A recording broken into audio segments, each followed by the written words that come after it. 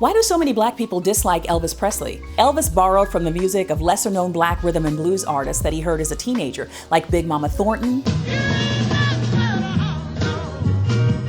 You ain't nothing but and Big Joe Turner. I did shake, rattle, and roll. Shake, rattle, and roll. shake, rattle, and roll. I said, shake, rattle, and roll.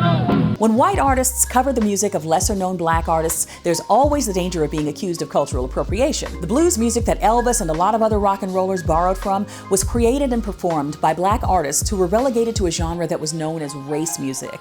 In the early part of the 20th century, this was how the powers that be classified black music that was deemed to be unsuitable to be played on mostly white mainstream radio. These black artists never got the chance to be heard by larger audiences and earn the kind of money that Elvis and other artists who copied them did. But was Elvis an avowed racist who claimed to have invented rock and roll? Actually, no. Elvis was quoted in a 1957 article in Jet magazine as saying he didn't invent rock and roll and nobody could sing the music like black people. Whenever anyone called him the king of rock and roll in his presence, he shunned the title. But a rumor began circulating in 1957 that he said, quote, "The only thing Negroes can do for me is buy my records and shine my shoes."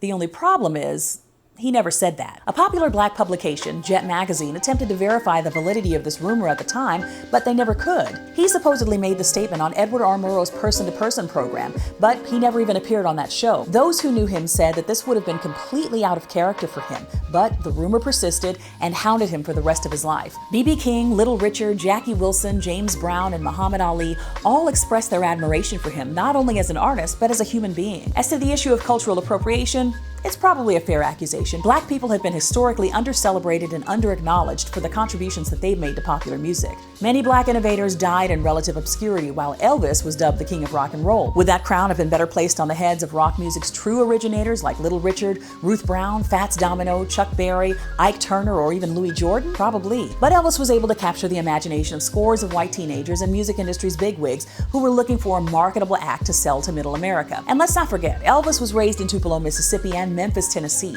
He grew up listening to Big Boy Crudup, Well, now that's all right, now, mama.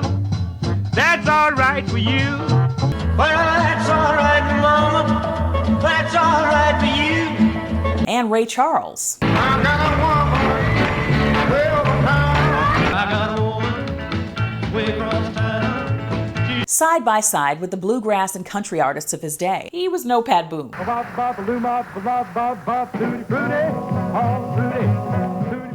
My name is Dara Tucker, and I put out an album this year of social justice music called Dreams of Waking. You can find it at the link in my bio.